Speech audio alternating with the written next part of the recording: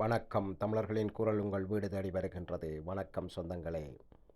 களம் மாறிய தேர்தல் முடிவுகள் எப்படி மாறியிருந்தாலும் அனுரகுமாரன் திசாநாயக்க வெற்றி பெற்றுள்ளார் என்பது தேர்தல் ஆணையகமே சொல்லியிருக்கின்றது. ஆனாலும் 50% அவருடைய அந்த வாக்கு வராதபடியினால் இரண்டாவது விருப்ப வாக்கு எண்ணிக்கை தொடங்கியுள்ளது. இதற்கு முக்கிய காரணமே தமிழர்கள்தான்.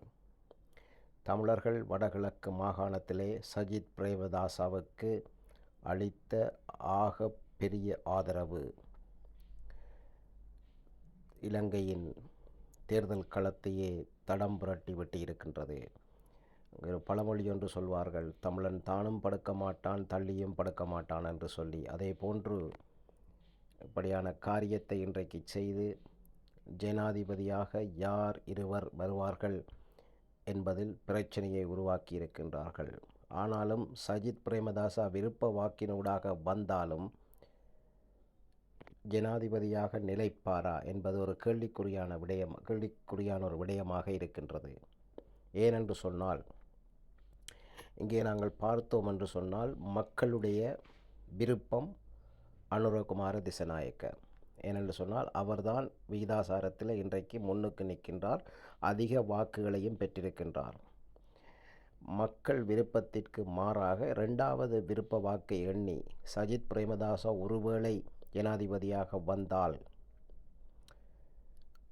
அது இலங்கைக்கு எப்படியான பிரச்சனைகளை கொண்டு வரும் என்று எனக்கு தெரியாது. இதை ஜேவிபி எப்படி கையில் எடுப்பார்கள் என்று கூட இப்பொழுது சொல்லக்கூடிய நிலைமையிலும் நான் இல்லை. ஏனென்று சொன்னால் அவர்கள் அந்த வெற்றியை ஒத்துக்கொள்வார்களா என்பதும் ஒரு கேள்விக்குறியான விடயமாக இருக்கின்றது. 1987 திரும்புமா என்றொரு கேள்விக்குறியும் இங்கு உருவாகின்றது. மக்கள் மிகவும் அவதானமாக இருக்க வேண்டிய நேரம். அனுரகுமார திசாநாயக்கா வெற்றி உறுதிப்படுத்தப்பட்ட ஒன்று. ஆனால் இலங்கையின் தேர்தல் ஜாப்பின்படி இப்படி ஒரு முறைமை இருக்கின்றது. அந்த முறையை இப்பொழுது இவர்கள் கடைபிடிக்கின்றார்கள். ஆனால் உண்மையாகவே இந்த நேரத்திலே தேர்தல் ஆணையாளர் செய்ய வேண்டிய விடயம் எல்லா அரசியல் கட்சி தலைவர்களையும் கூட்டி உடனடியாக ஒரு கூட்டத்தை கூட்டி இது தேவையா இல்லையா என்று சொல்லி ஆராய்ந்து இதற்கு ஒரு முடிவெடுத்திருக்கலாம். ஏனென்று சொன்னால் இது ஒரு இக்கட்டான நிலை. இதன் பின்னால் என்ன பிரச்சனை வரப்போகிறது என்று எங்களுக்கு தெரியாது. சுமூகமாக இந்த முடிவை ஜேவிபி ஆதரித்தால் நன்றாக இருக்கும், இல்லையென்றால் மிகவும் படு பயங்கரமாக இருக்கும் என்பது என்னுடைய சந்தேகம்.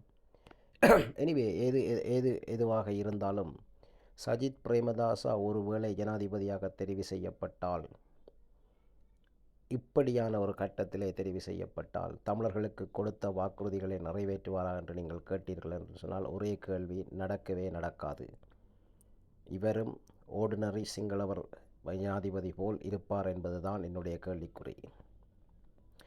அரியநேந்திரனுக்கு வாக்களிக்காமல் தவறவிட்ட தமிழர்கள் உண்மையாகவே துரோகிகள் என்றுதான் நான் சொல்லுவேன். ஏனென்று சொன்னால் தமிழர்கள் தமிழனுடைய வாக்கை தமிழனுக்கு அளித்திருக்க வேண்டும். அதன் மூலமாக எங்களுடைய குரல் வெளியில் கேட்டிருக்க வேண்டும். அதை செய்யாமல் விட்டுவிட்டார்கள். என்ன சொல்லுவது? தமிழனை நினைத்து தமிழனாக நான் வேதனைப்படுகிறேன், வெட்கி தலைகுனிகிறேன். சஜித் பிரேமதாசாவுக்கு போன முறை வாக்களித்து கூட என்ன நடந்தது? ஒன்றுமே நடக்கவில்லை. ஆனால்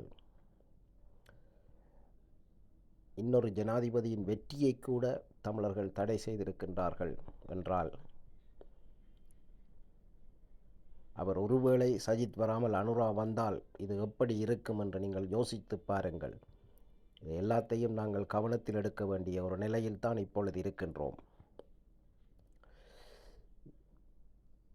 என்ன ஏதுவாக இருந்தாலும் இன்று இரவைக்குள் இல்லை நாளை காலையில் எங்களுக்கு தெரிந்துவிடும். அந்த முடிவு தெரிந்தவுடன் இதை எப்படி அவர்கள் கையாளப் போகிறார்கள் என்பதுதான் இப்பொழுது கவலைக்குரிய விடயமாக இருக்கின்றது. என்பதை உங்களுக்கு தெரிவித்துக் கொள்கிறேன். நன்றி, வணக்கம்.